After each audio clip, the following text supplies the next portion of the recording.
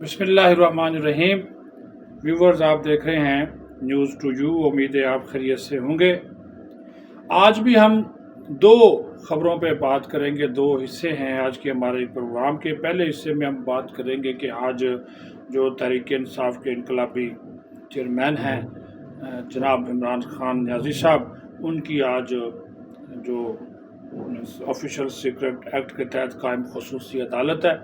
اس کے جج کے ساتھ اور پھر اپنے وکلا کے ساتھ ایک جھڑپ ہوئی، منہ ماری ہوئی، اور پھر ایک بڑا فیصلہ جو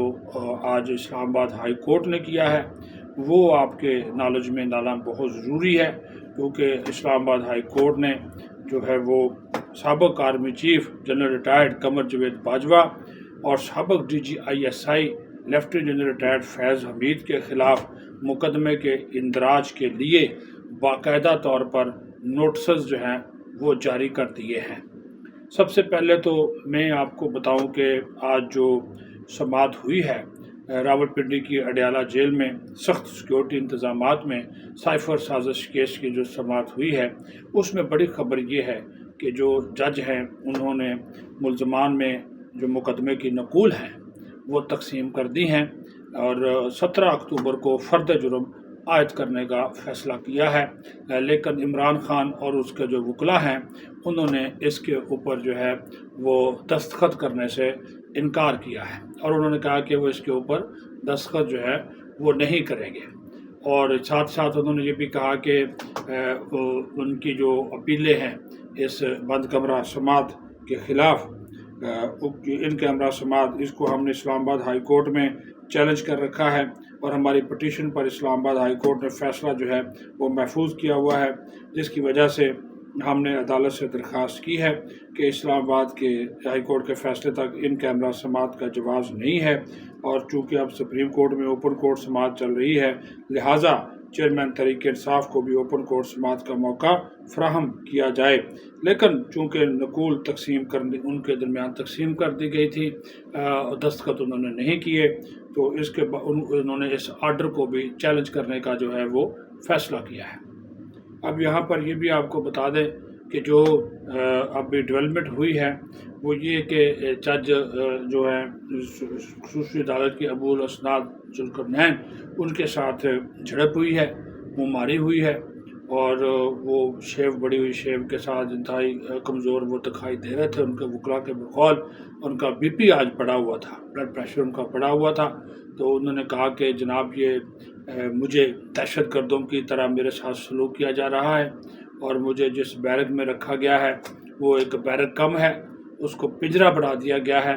میں وہاں پہ صرف سو سکتا ہوں، بیٹھ سکتا ہوں، میں وہاں پہ چہل قدمی نہیں کر سکتا۔ آپ کو پتہ ہے کہ میں کھلاڑی ہوں اور میں روز واک کرتا ہوں، لیکن میری یہاں پہ یہ عادت ختم کر دی گئی ہے، نہ میں چل سکتا ہوں، نہ میرے لیے جم ہے، نہ مجھے واک کرنے کی اجازت ہے، مجھے واک کرنے کی تو اجازت دی جائے۔ اور پھر انہوں نے کہا کہ کیا میں اس ملک کا دہشت گرد ہوں جو میرے ساتھ یہ سلوک رکھا جا رہا ہے؟ جج صاحب، میں آپ سے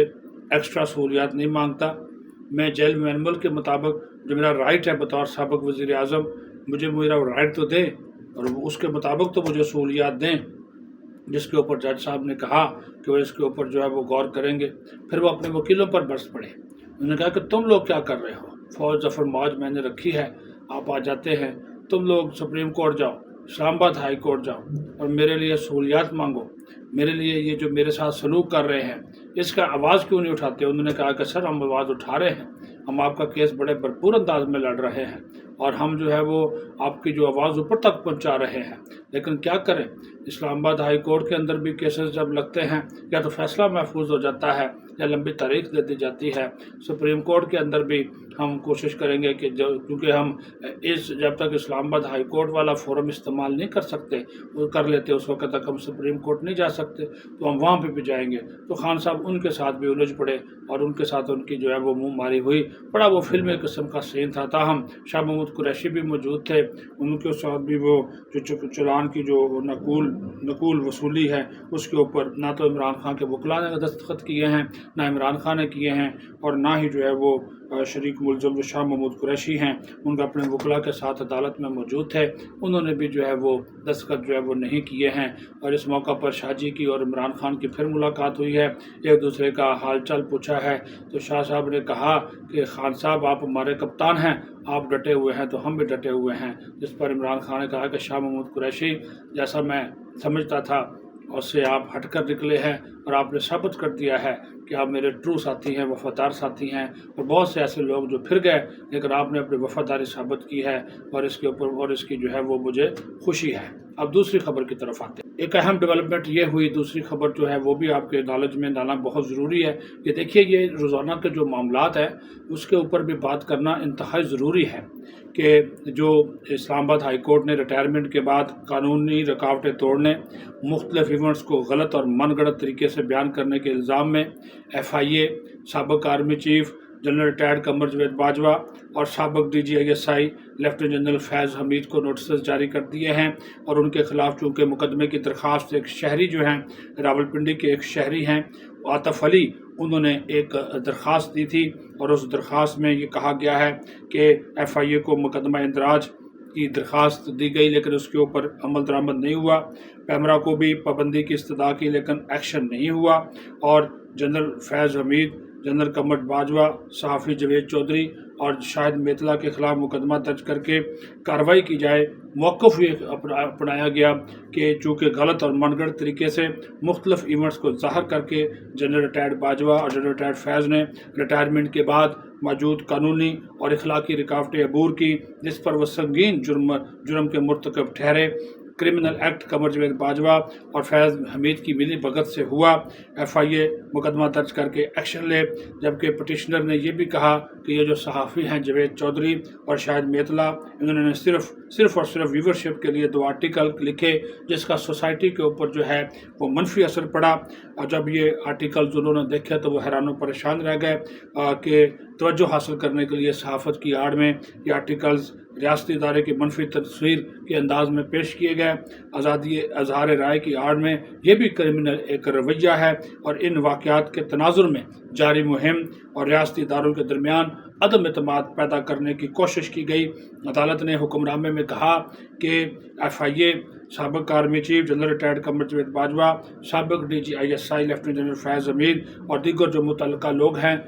شاید میتلا، جاوید چودھری اور پیمرا اور پریس ایسوسی ایشن آف پاکستان، اس کو انہوں نے نوٹسز جو ہیں وہ باقاعدہ طور پہ جاری کر دیے ہیں، اور مقصد ان نوٹسز کا یہی ہے کہ جو اس کا مقدمے کے اندراج کے حوالے سے جو ایک درخواست ہے اس کے اوپر حکم نامہ جو ہے وہ جاری کیا جا سکے۔ تو یہ ایک بڑی ڈیولپمنٹ ہے کیونکہ general retired Bajwa, general retired Faiz Hamid کے حوالے سے ان کی ریٹائرمنٹ کے بعد بہت کچھ کہا گیا، ان سے مختلف انٹرویو منسوب کیے گئے، بیانات منسوب کیے گئے، تو اسی کے اوپر یہ شہری کہہ رہے ہیں کہ چونکہ ریٹائرمنٹ کے 2 سال کے بعد یہ بول نہیں سکتے لیکن اس کے باوجود یہ بولے، اور اخلاقی اور قانونی طور پر جو ان کا جو ایک